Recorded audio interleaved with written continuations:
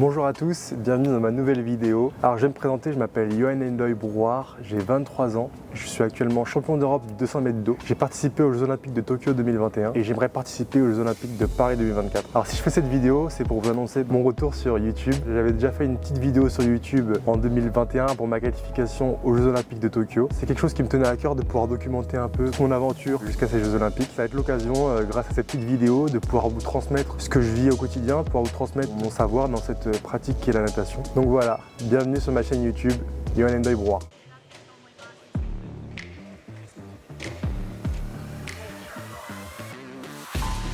Ndoye Brouard qui accélère maintenant pour la première fois, un Français champion d'Europe du 200 mètres.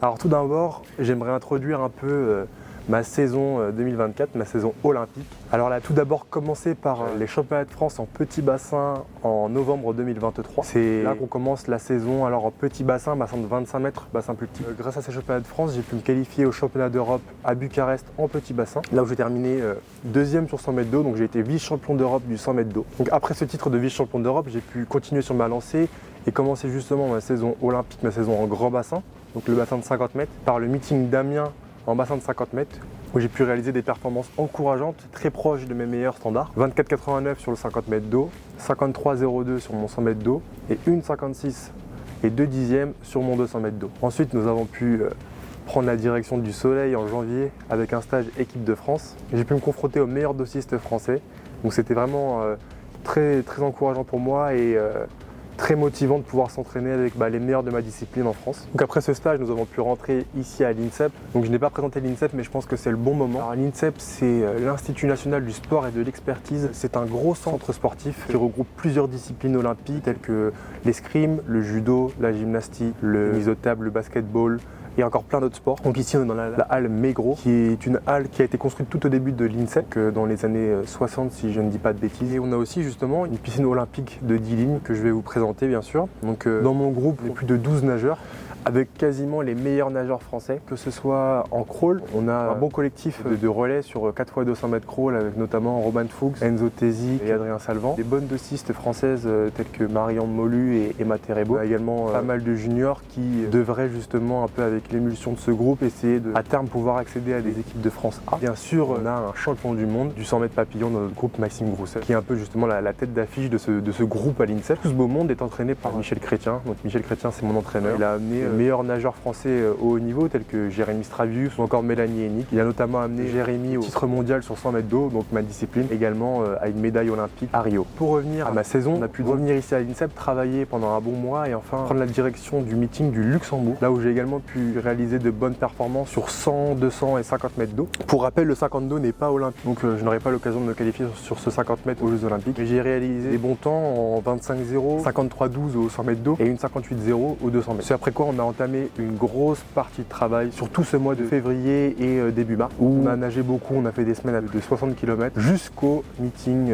Giant Open. Ce meeting, je vais un peu vous le décrire un peu plus que les autres. Donc ce meeting a été en fait sur deux étapes, une étape à Nice et ensuite une étape à Saint-Germain pour la finale. L'étape de Nice consistait à établir les 8 meilleurs nageurs et ensuite les faire se confronter justement à la grande finale à Saint-Germain. Ce qui était intéressant sur ce meeting de Nice, c'est qu'on avait un format qui nous permettait de répéter les courses. Par exemple, en une journée, j'ai pu répéter 3 fois 100 mètres d'eau, un en série, un en demi-finale, un en finale, où j'ai pu réaliser des bons chronos en 53,40, 53,60 et 53,50 pour la finale. J'ai également réalisé un bon 204 nage. Ça me tenait à cœur de pouvoir faire ce 204 nage parce que j'ai toujours aimé ce 204 nage. Ça a été l'une des premières courses sur lesquelles j'ai réalisé les temps de collectifs nationaux. Alors ça, pour les anciens nageurs ou pour les non-nageurs, en fait, c'était des temps qui permettaient aux jeunes de pouvoir justement aller directement au championnat de France et arrêter de passer par les étapes départementaux, régionaux, interrégionaux, N2. Ça a été l'une de mes premières courses avec le 200 mètres d'eau où j'ai réalisé ces temps-là. J'ai un petit background sur ce 204 nage. Donc ça me tenait à cœur de profiter de cette forme cette année olympique pour pouvoir décrocher l'un de mes meilleurs temps, je pense, sur 204 mètres. Ensuite, on a pu rentrer à l'INSEP après ce meeting de Nice pour récupérer 2 jours. Et ensuite, on a pu partir à ce meeting de Saint-Germain où j'ai réalisé du coup le 100 mètres d'eau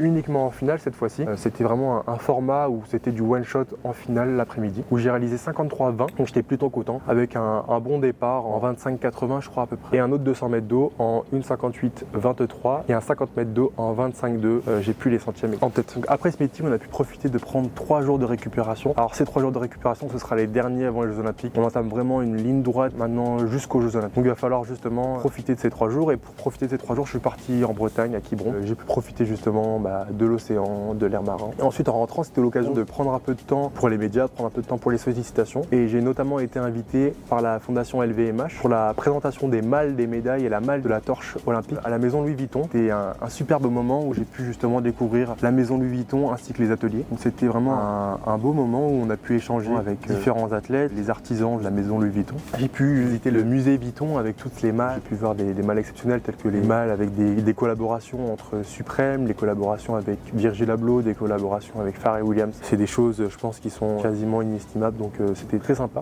Ensuite, c'était justement le moment de laisser un peu de temps aux médias pour éviter trop de sollicitations en cette année olympique. On a décidé avec mon coach et avec mon agent de prioriser l'entraînement, sauf qu'on ne peut pas ne donner aucun moment aux médias. Donc on a décidé d'organiser 2 journées, 2 médias day entre guillemets. On laisse ouvert l'INSEP aux médias, et on les laisse venir à l'entraînement pour nous poser différentes questions. Donc j'ai pu répondre à différentes interviews pour différents médias tels que l'équipe, RMC, Acuité, France 3, je vais passer sur les Jeux citoyens. J'ai également pu passer pour un magazine, je vais sûrement passer dans le magazine Gala. Donc ça c'est des bons moments, c'était sympa justement de parler d'où j'en étais en ce moment. Donc voilà, pour la suite, ce qui va se passer, c'est que je vais partir au soleil à Tenerife avec tout le groupe INSEP cette fois-ci. On va réaliser 10 jours de stage en extérieur, puis on retournera à l'INSEP. Alors voilà, je vous ai un peu donné le contexte de la série de vidéos qui va arriver justement. Si vous avez des questions, surtout n'hésitez pas. Je pense faire une vidéo un peu FAQ entre guillemets à Tenerife. Vous pouvez mettre en commentaire des questions, n'hésitez pas. Je vais mettre en lien un petit cœur avec des questions sur ma story Instagram pour pouvoir répondre à toutes les questions. N'hésitez pas surtout à mettre un like, commenter. Si vous aimez bien ce format, n'hésitez pas à me dire ce que vous aimeriez voir aussi, parce que